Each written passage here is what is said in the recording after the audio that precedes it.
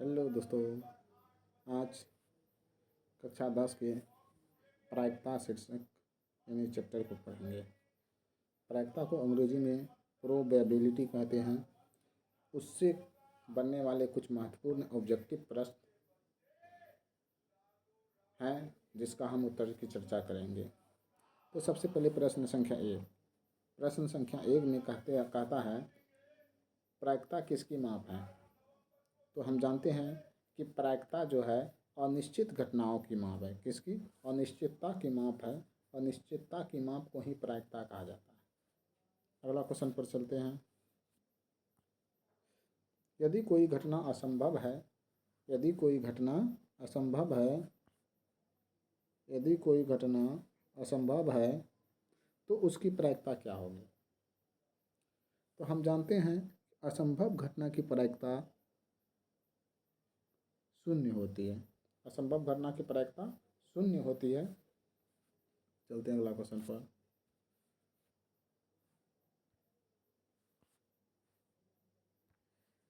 यदि कोई घटना निश्चित होती है तो उसकी प्रायिकता 1 होती है। कितनी होती है? 1। अगर कोई भी घटना निश्चित है उसकी प्रायिकता कितनी होगी? 1 होगी। चलते हैं अगले प्रश्न पर। किसी घटना की प्रायिकता का मान हमेशा होता है। तो हम यहाँ पर विशेष चर्चा करते हैं। जैसे कि किसी भी घटना के घटित होने की प्रायिकता जो होती है वह 0 से 1 के बीच में होता है। 0 के बराबर भी हो सकता है, 1 के बराबर भी हो सकता है, इसके बीच में भी हो सकता है ना। तो इसमें अनिश्चित होने की घटना 0 होती है और निश्चित होने की घटना 1 होता है। इनका प्रायिकता 0 और 1 के बीच में ही होता है। ना तो 0 से बड़ा होता है ना ही 0 से छोटा होता है। चलते हैं अगले प्रश्न पर। इसका आंसर क्या हो गया? 0 और 1 के बीच। अगले प्रश्न पर चलते हैं।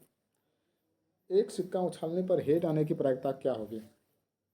जैसे हम जानते हैं किसी भी सिक्का को उछालेंगे या तो हेड आएगा या तो टेल आएगा। यही दोनों में से कोई आ सकता है। तो कुल संभावित परिणामों की संख्या कितनी होगी? 2। कुल संभावित परिणामों की संख्या कितनी होगी? 2। लेकिन उसमें से हेड आने की प्रायिकता एक बार उछालेंगे तो हेड कितना बार आ सकता है? तो 1 बार। इसलिए इसका होगा 1/2 आंसर, यानी ऑप्शन नंबर ए। चलते हैं अगले प्रश्न पर। एक पासा को फेंकने पर विषम संख्या आने की प्रायिकता क्या होगी। जैसे कि आप सभी जानते हैं कि पासा में कितना क्रमांक लिखा रहता है? 1 से 6 तक। 1 2 3 4 5 6 कितना तक लिखा रहता है? 6 तक लिखा रहता है। इनमें से विषम संख्या है 1 3 और 5 रहता है। सम संख्या रहता है 2 4 और 6। क्वेश्चन कर रहा है कि विषम संख्या आने की प्रायिकता क्या होगी।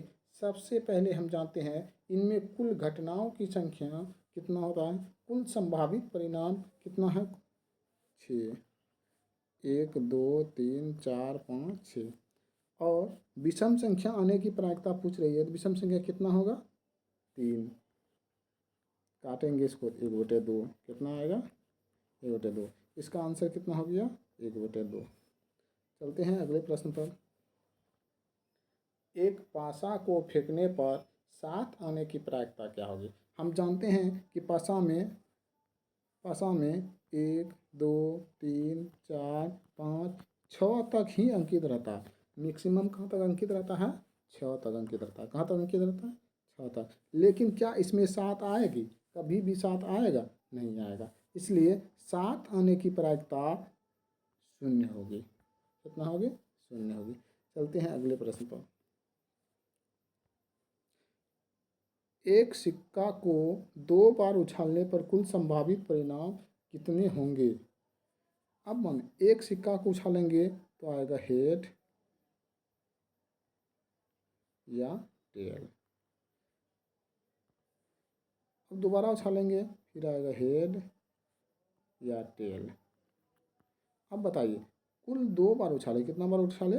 2 बार, 2 बार उछालिए तो संभावित परिणामों की संख्या कितनी हो गई? 4। संभावित कुल परिणामों की संख्या कितना होगी? एक बार हेड आ सकता है, एक बार हेड टेल आ सकता है, एक बार हेड आ सकता है, एक बार टेल आ सकता है, यानी कुल संभावित परिणाम कितना हो गया? 4। कितना हो गया? 4। चलते हैं अगले प्रश्न पर। एक थैले में 5 लाल गेंद, रेड बॉल की संख्या कितनी है? 5। ब्लू गेंद, ब्लू बॉल की संख्या कितनी है? 3। कुल टोटल बॉल कितनी है? टोटल बॉल कितनी है? 8। टोटल बॉल कितनी है? 8। रेड गेंद होने की